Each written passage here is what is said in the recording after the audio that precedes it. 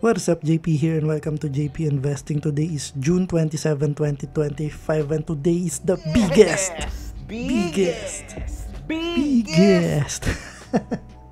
Kilala nyo ba yon, guys? Si MG yun. And also, Today nga pala merong maliit na pagbabago sa schedule natin. No? Ewan ko kung napansin nyo, pero tuwing nagre-record ako, laging Monday. Dahil yun yung pinakaunang araw na nag-record ako and I tried to be as much as possible to be consistent, no? Good job! Kaya lang, pag Monday kasi medyo, alam mo yun, sobrang, kinabukasan may pasok ako. Pwede na! Tapos, minsan namamadali na, kaya, ayun, nag-decide ako na Friday na lang para kinabukasan walang pasok, di ba? So, ayun lang naman. And, yes, today is the biggest. Yes, today is the biggest gain I ever had on a single day. No, etong malaking candle na to, no.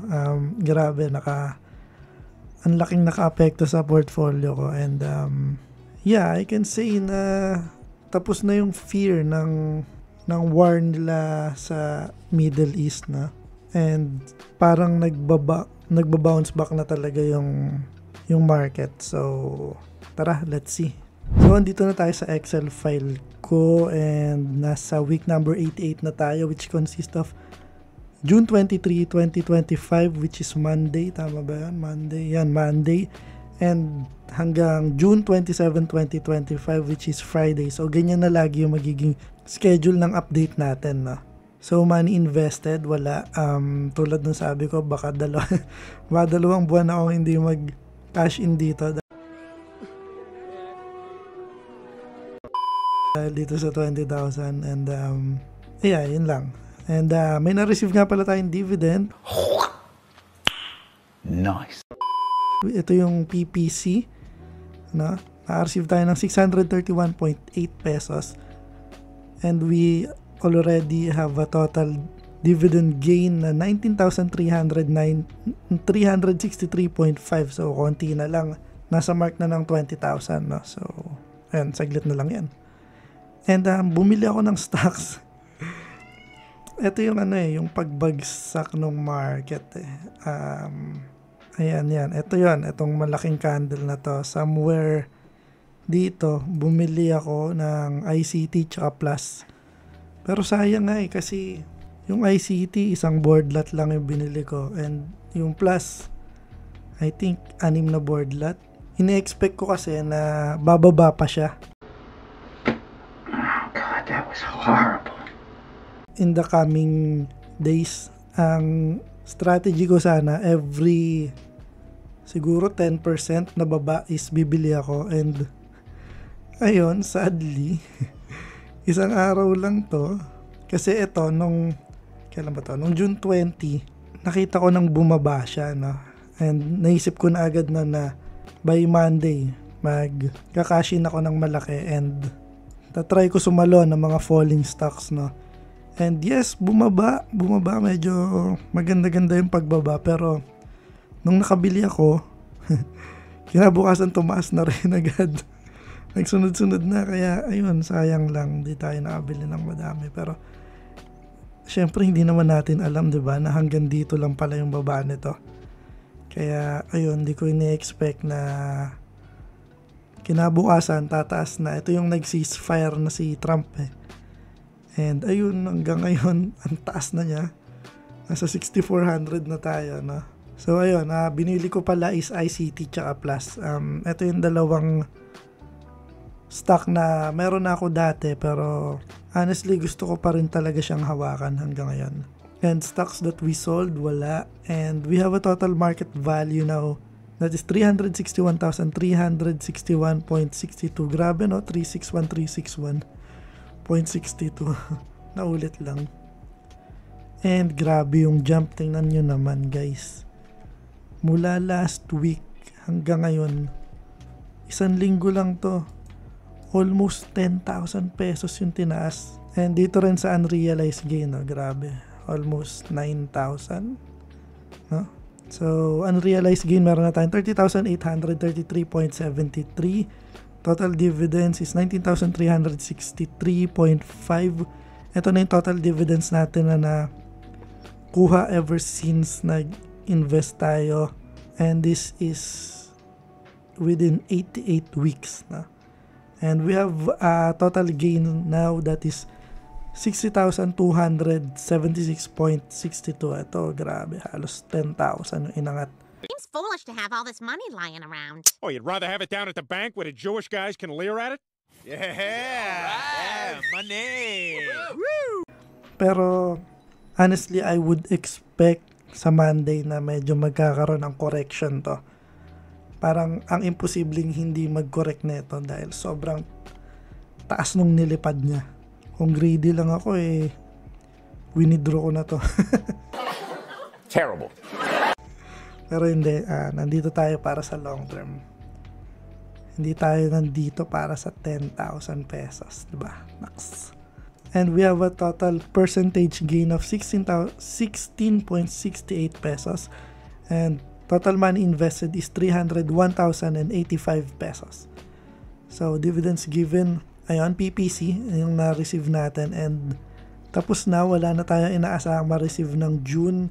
So, next naman, July. So, ina-expect natin City Core, LTG, tsaka GT Cap. Medyo mababa pala yung July, no? 703.23 lang. And yung ibig sabihin po ng mga green is na-declare na. So, sure na to na matatanggap ko. And yung mga red naman isa, yung mga natanggap ko na. And yung purple naman or yung violet naman is yung mga projected na matatanggap ko pa lang base dun sa mga previous dividend rate ng mga kumpanya na to, no? So, July expected natin is 703 pesos. August is 1,129. September, 1,500. October, 850. Tapos, eto, malaki-laki yung November, 3,900. And December is 1,100. So, by dates, ayun, nasalo natin yung ICT ng 416 and ngayon pagkakatanda parang 418 na to, and yung plus is 54.7, ngayon is parang 58 pesos na.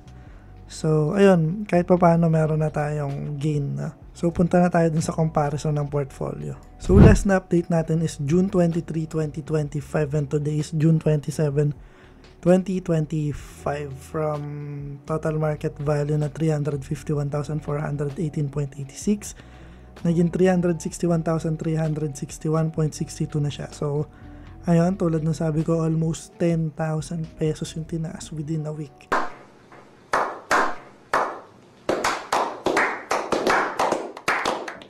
So A-REIT mula 4.15 to, grabe, tumaas din to, naging 40.7 na. And ATI mula 23.6 naging 23.8, tumaas din.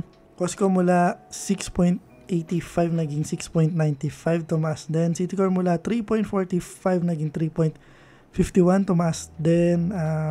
DMCI mula 10.68 naging naging positive na pala DMCI ko, kaya pala naging 11.18 na siya. Grabe, ang taas ng tinalon.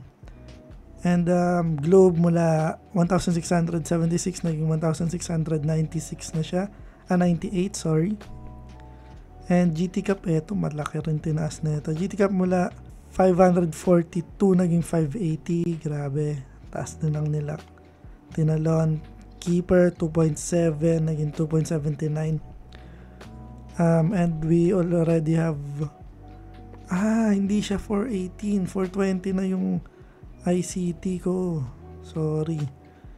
And LTG mula 12.74 naging 12.79, tumaas. Metrobank mula 71 naging 72.75, tumaas. Then Megaworld mula 1.76 naging 1.96. Ito yung isa na ring lumipad na eh, no? Tingnan natin yung graph ng Megaworld.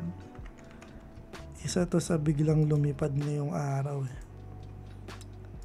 Ayan o, nakita nyo ba yun guys? How crazy is that? Hindi ko alam kung may news ba to or what, pero hindi ko in-expect. 7%. Grabe. On a single day ha, on a single day. Anyway, and then PPC mula 11.8 naging 12.3, RFM mula 4.21 naging 4.27, and SEC mula 32.6 naging 33.45, and saan na ba yung isa dito? And plus 56.9 pala. 56.9 na siya. Grabe. Sa araw na to, walang bumaba na stock. Lahat tumaas. Kaya siguro ngayon natin na-record yung pinakamalaki nating gain on a single day, or pwede mo na ring sabihin on a single week. And again, ina-expect ko talaga na Monday medyo magko-correcto. So, ina-expect ko na bababa etong gain or loss natin. No? Pero, that's what it is, diba? And that's it for today's video. Maraming salamat sa mga patuloy na nanonood. And if hindi ka pa nakasubscribe, mag-subscribe ka na. And that's all for today. JP out.